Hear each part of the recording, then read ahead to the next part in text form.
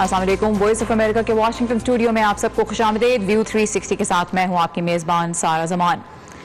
پاکستان کے وزیر اعظم عمران خان نے کہا ہے کہ آج پاکستان نے بھارت کے 2 مگ جہاز مار گرائے، مگر اس کے بعد ضروری ہے کہ عقل اور بصیرت سے کام لیا جائے. پاکستان کی افواج کے شعبہ تعلقات عامہ کے مطابق آج لائن آف کنٹرول کے پار بھارت کے 6 سپلائی ڈپوز کو ٹارگٹ کیا گیا، جس کے بعد بھارتی جنگی طیاروں کے ساتھ پاکستان کی فضائی حدود میں انگیجمنٹ ہوئی اور 2 بھارتی جہاز گرا دیے گئے. ایک طیارے کا ملبہ کشمیر کے پاکستانی حصے جبکہ دوسرے کا بھارت کے زیر انتظام کشمیر میں گرا اور 2 بھارتی پائلٹس کو بھی حراست میں لے لیا گیا ہے. بھارت کی وزارت خارجہ کے ترجمان رویش کمار نے ایک بیان میں بھارتی طیارہ گرنے اور پائلٹ کے لاپتہ ہونے کی تصدیق کی ہے. تاہم ان کا کہنا ہے کہ پاکستان کے زیر انتظام کشمیر میں گرنے والا طیارہ پاکستانی تھا. اب امریکی محکمہ خارجہ یا اسٹیٹ ڈپارٹمنٹ کی جانب سے بھی ایک بیان سامنے آیا ہے، جس کے مطابق امریکی وزیر خارجہ مائک پومپیو نے اپنے بھارتی ہم منصب سے بات کرتے ہوئے امریکہ اور بھارت کی قریبی سیکیورٹی پارٹنرشپ اور خطے میں امن اور استحکام قائم رکھنے کے لیے امریکہ اور بھارت کے مشترکہ عزم کی یاد دہانی کرائی ہے.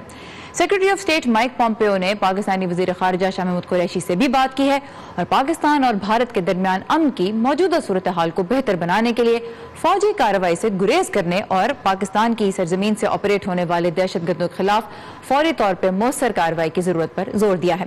محکمہ خارجہ کی جانب سے سامنے آنے والے بیان کے مطابق امریکی وزیر خارجہ نے دونوں وزراء پر اس حوالے سے بھی زور ڈالا ہے کہ دونوں ایک دوسرے کے ساتھ براہ راست بات چیت کریں.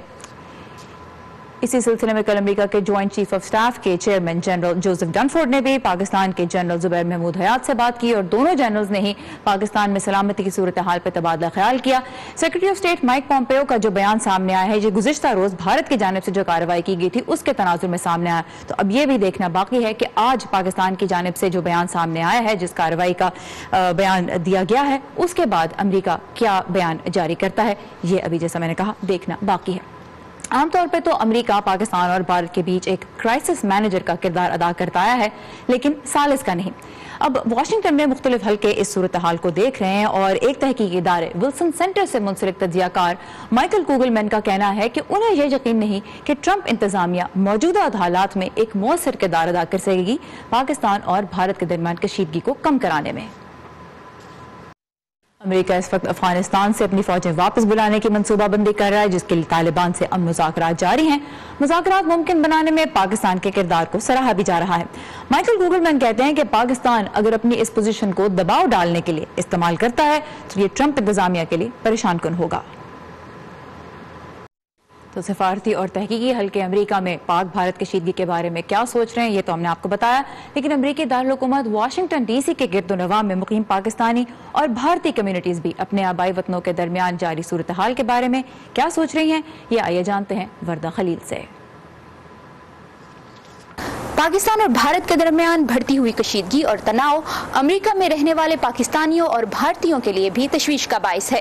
اس وقت میں موجود ہوں ریاست ورجینیا کے ایک شہر میں جہاں پاکستانیوں اور بھارتیوں کی بڑی تعداد رہتی ہے.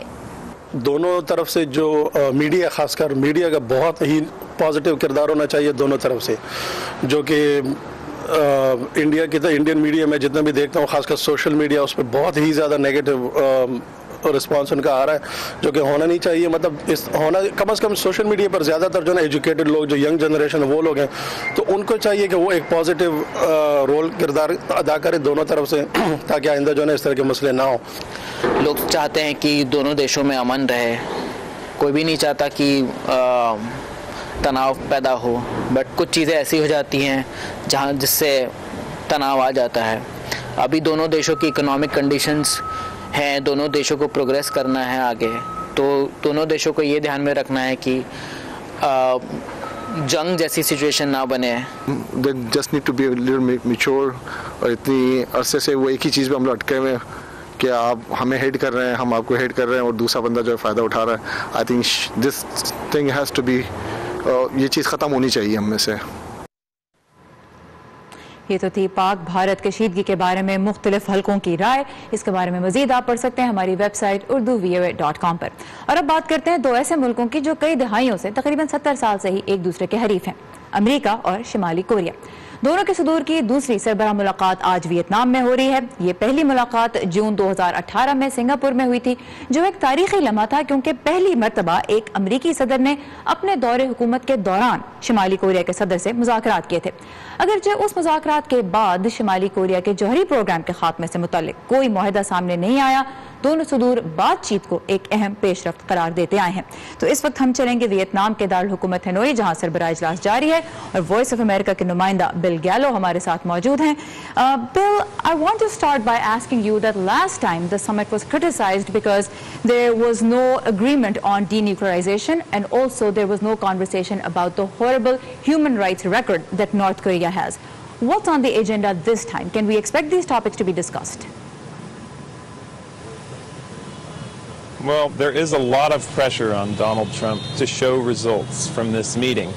However, it's very notable that in their first appearance tonight, Donald Trump actually seemed to stress the need for patience. He said that some people would like the talks with Kim Jong-un to go quicker.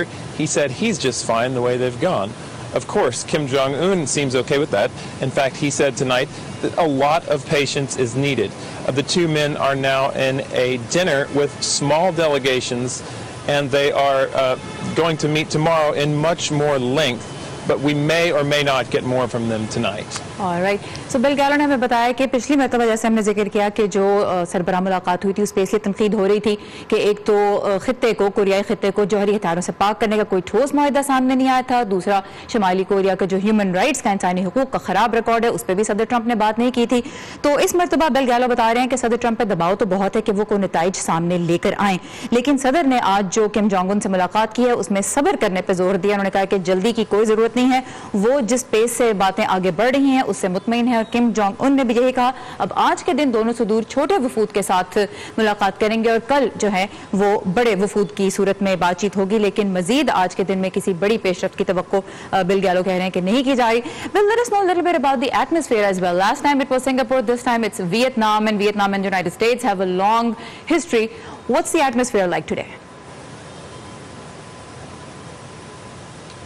Well, Donald Trump hopes that Vietnam can serve as an example for Kim Jong-un to follow.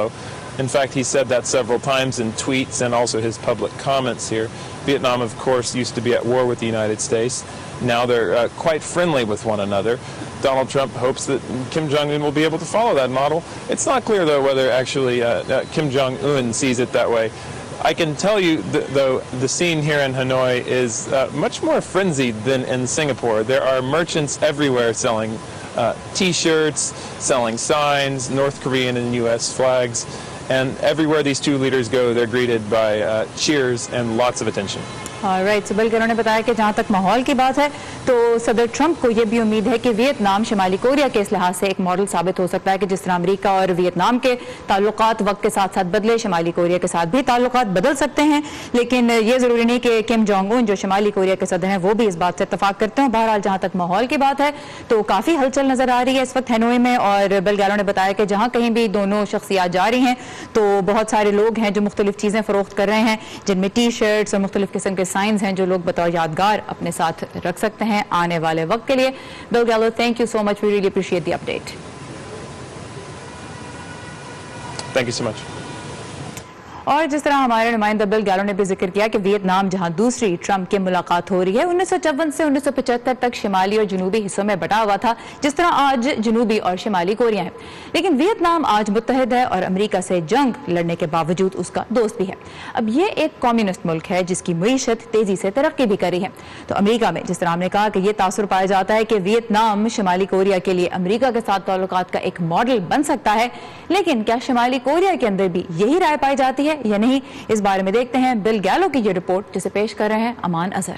یہ ہماری web site urduvoa.com پر, اور web site کے علاوہ ہماری یہ تمام تر content آپ کو ملے گی facebook.com/voa urdu کے پیج پہ, جہاں ہر رات 8 سے 11 بجے کے دوران ہر گھنٹے کے آغاز پہ ہم آپ کے لیے لائیو نیوز بلیٹنز بھی لے کر آتے ہیں.